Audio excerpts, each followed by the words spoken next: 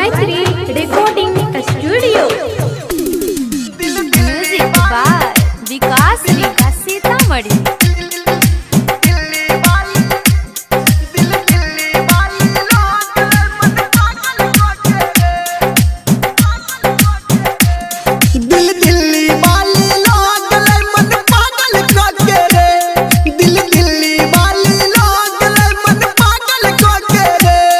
दिल को के दीवाना हो, दिल को के दीवाना, दिल हमर घायल को के रे। दिल दिल्ली वाली लोग ले मन पागल को के रे। दिल दिल्ली वाली लोग ले मन पागल को के रे।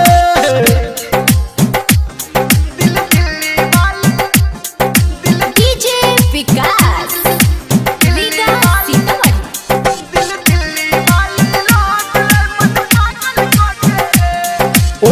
से नैन लड़ेलक, नींद आँख से हमर उड़ेलक।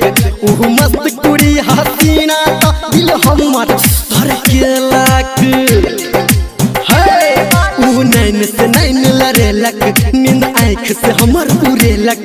ऊ मस्त कुड़ी हसीना तो दिल हमर धड़केलक। मन केलक दीवाना, दीवाना ऊ तो काजल को के रे। दिल दिल्ली वाली लोग ले मन पागल को के रे। दिल दिल्ली वाली लोग ले मन पागल को के रे। दिल दिल्ली वाली DJ Vikas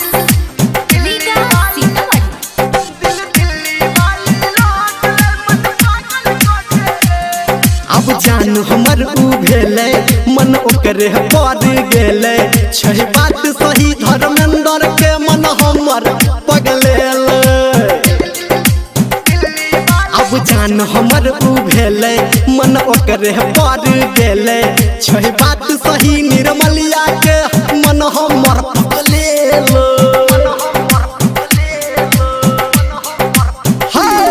लिख राइटर सनटू संजय गौतम मन के हमरा घायल को के रे।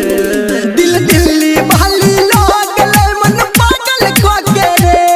दिल दिल्ली वाली लोग ले मन पागल को के रे। दिल दिल्ली वाली लोग ले मन पागल को के रे। Presented by Savaria Music.